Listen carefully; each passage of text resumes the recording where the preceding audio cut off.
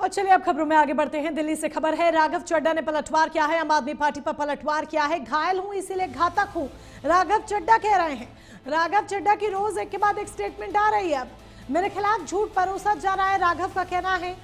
राज्यसभा के सांसद हैं, आम आदमी पार्टी के नेता हैं, जिनका कहना है घायल हूं इसीलिए घातक हूं, राघव चड्ढा कह रहे। दरअसल उपनेता के पद से राघव चड्ढा हटा दिए गए हैं। बकायदा आम आदमी पार्टी ने सचिवालय में राज्यसभा के एक लेटर भी लिखा है, जिसमें उन्होंने कहा है कि राघव चड्ढा को बोलने के लिए समय ना दिया जाए, क्योंकि पार्टी का यह मानना है कि राघव चड्ढा एक सेफ पॉलिटिकल गेम खेल रहे हैं और आम जनता के ही सिर्फ मुद्दे उठा रहे हैं, आम जनता की बात कर रहे हैं। लेकिन जहां पर पार्टी के लिए बात करने की बात आ रही है या पार्टी के मुद्दों पर बात करने की बात आ रही है या अरविंद केजरीवाल के जेल जाने, जेल से बाहर आने की बात हो रही है, इन तमाम मुद्दों पर राघव चड्ढा किनारा कर ले रहे हैं और इन पर कुछ भी नहीं बोल रहे हैं। ऐसे में क्या कुछ कहना है राघव चड्ढा का, सुन लीजिए पहले जरा बयान। एक स्क्रिप्टेड कैंपेन चलाया जा रहा है, सेम भाषा, सेम बातें, सेम आरोप। ये कोई कोइंसिडेंस नहीं है, बल्कि एक कोऑर्डिनेटेड अटैक है। पहले मैंने सोचा कि मुझे इसका जवाब नहीं देना चाहिए, फिर लगा कि कहीं एक झूठ को 100 बार बोला जाए, कुछ लोग मान ना लें, इसलिए मैंने सोचा कि जवाब दूं। आम आदमी पार्टी ने 3 आरोप लगाते हुए यह कहा कि इन 3 आरोपों की वजह से हम राघव चड्ढा को पार्लियामेंट में बोलने का मौका नहीं देंगे। राघव चड्ढा के पार्लियामेंट में बोलने पर रोक इसलिए लगाई गई क्योंकि उन्होंने ये 3 गलतियां करी। मैं एक एक करके इन तीनों पर आपसे बात करना चाहूं।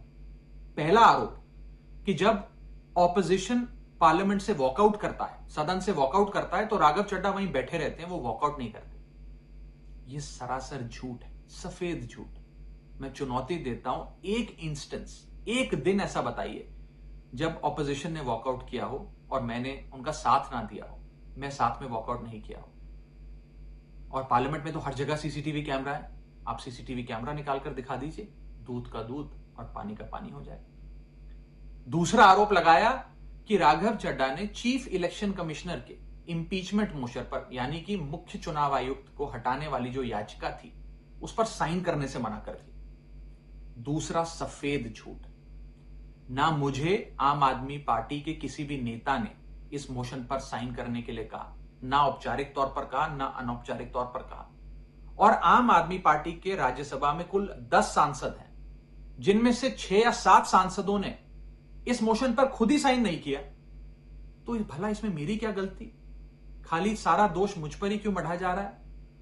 और इस मोशन के लिए राज्यसभा में कुल 50 सिग्नेचर चाहिए होते हैं, यानी कि 105 विपक्षी सांसदों में से मात्र 50 सिग्नेचर से ये याचिका पूरी। तो इतना शोर क्यों? और तीसरा आरोप जो मुझ पर लगाया गया वो ये था कि राघव चड्ढा डर गए हैं और इसलिए वो बेकार मुद्दे उठाते हैं। पहली बात मैं बता दूं कि मैं पार्लियामेंट में शोर मचाने, चीखने, चिल्लाने, माइक तोड़ने या गाली देने नहीं गया। मैं वहां पर जनता के मुद्दे उठाने गया। अंत में मैं बस इतना कहना चाहता हूं कि जो लोग आज मुझ पर आरोप लगा रहे हैं, झूठे आरोप लगा रहे हैं, कि हर झूठ को बेनकाब किया जाएगा और हर सवाल का जवाब दिया जाएगा, क्योंकि मैं घायल हूं इसीलिए घातक हूं। जय हिंद। तो राघव का बयान आपने सुना। एक एक कर तमाम जो आरोप राघव चड्ढा पर लग रहे हैं उसको लेकर राघव चड्ढा ने सफाई दी है। स्तुति पाठक भी हमारे सहयोगी हमारे साथ जुड़ चुकी हैं। स्तुति, राघव चड्ढा एक ऐसा नाम जो सिर्फ जनता के one of the famous, one of the popular नेता, पॉलिटिशियन ही नहीं है, बल्कि एक ऐसे नेता हैं जो इस वक्त शायद सच में घायल हैं। इसीलिए वो कह रहे हैं कि घायल हूं, घातक हूं। पर ये जो घातक हूं उन्होंने इस्तेमाल किया है, क्या वो एक चेतावनी दे रहे हैं आगे आने वाले समय के लिए?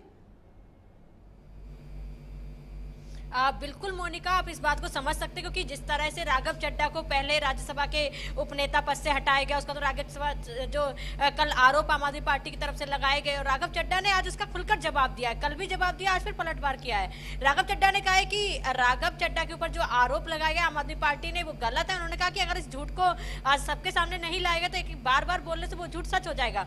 उन्होंने कहा कि आम आदमी पार्टी ने कहा है कि राघव चड्ढा जब विपक्ष के मुद्दे उठते थे तब उस पर वॉकआउट नहीं करते थे, चाहे सीसी को लेकर इम्पीचमेंट मोशन लाया गया हो, उस पर हस्ताक्षर ना किए गए, ये तमाम मुद्दे। लेकिन हाँ, इस बात को समझना होगा, उन्होंने कहा है कि घायल हूं तभी घातक हूं। ये एक चुनौती और ये एक संदेश हो सकता है आम आदमी पार्टी की। राघव चड्ढा आने वाले समय में दल बदल सकते हैं या अपनी पार्टी जो है वो खड़ी कर सकते हैं, क्योंकि ऐसी अटकलें जो है वो अब जोरों शोरों से चल लगाई शुरू हो गई है, क्योंकि राघव चड्ढा रोज ये मैसेज आम आदमी पार्टी को देते नजर आ रहे हैं। क्योंकि ये कहानी बहुत पहले ही शुरू हो गई थी, आम आदमी पार्टी और राघव चड्ढा को लेकर जो कलह थी वो अंदरूनी थी, लेकिन अब ये खुलकर सामने आ गई है। क्योंकि आम आदमी पार्टी पहले ही कहती रही कि राघव चड्ढा जो है वो पार्टी के मुद्दे नहीं उठा रहे हैं, पार्टी को लेकर जो है सक्रिय नजर नहीं आ रहे हैं। हालांकि पार्टी पहले से ही किनारा करना चाह रही है और पार्टी का कहना है कि राघव चड्ढा खुद किनारा करते नजर आ रहे हैं। तो ऐसे में कहीं ना कहीं राघव चड्ढा आगे जो है या तो किसी दल का हाथ थाम सकते हैं या फिर खुद एक पार्टी को नया रूप में कर दे सकते हैं। बिल्कुल, पार्टी को एक नया रूप दे सकते हैं और इस वक्त चर्चा भी हो रही है। लेकिन अगर भारतीय जनता पार्टी की बात करें तो क्या ये माना जा रहा है कि राघव बीजेपी की तरफ मोल्ड हो सकते हैं या बीजेपी के दरवाजे जो हैं वो राघव चड्ढा के लिए खुले हुए हैं?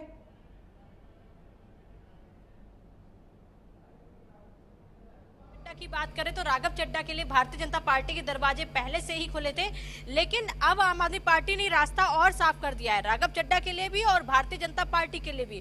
अगर राघव चड्ढा चाहेंगे तो खुले दिल से भारतीय जनता पार्टी अगर उनको उसमें अपनी पार्टी में मिलाना चाहती है तो इसके लिए ऑफर भी दे सकती है और राघव चड्ढा अब आम आदमी पार्टी छोड़ तो चक्कर जो है भारतीय जनता पार्टी में शामिल भी हो सकते हैं, क्योंकि ये अटकलें अब और तेज हो गई है जब से राघव चड्ढा और आम आदमी पार्टी की जो आपसी रंजिश है वो खुलेआम। क्योंकि टेक्निकली क्या ये चीजें पॉसिबल है? अभी वो राज्यसभा के सदस्य हैं आम आदमी पार्टी की तरफ से, 28 तक की उनकी जो सदस्यता है वो बनी हुई है, 2028 तक की। आम आदमी पार्टी ने सिर्फ उपनेता के पद से हटाया है, निष्कासित नहीं किया है। ऐसे में खुद से अगर वो छोड़ते हैं तो क्या उनकी राज्यसभा की जो सदस्यता है वो बरकरार रहेगी? क्योंकि वो तो आपकी तरफ से है, वो आम आदमी पार्टी की तरफ से पंजाब को रिप्रेजेंट करते हैं राज्यसभा में। टेक्निकली क्या ये सारी चीजें पॉसिबल है?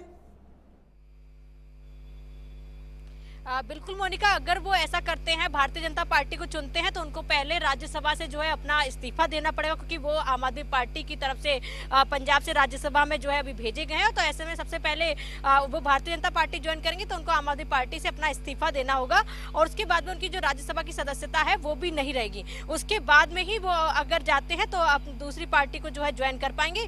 इसके लिए उनको इस प्रक्रिया से गुजरना होगा। होगा अब आगे राघव का जो अगला मूव है वो क्या होता है। स्तुति, आप हमारे साथ बने रहिएगा, आगे भी आपसे चर्चा करेंगे और तमाम जानकारी लेते रहेंगे।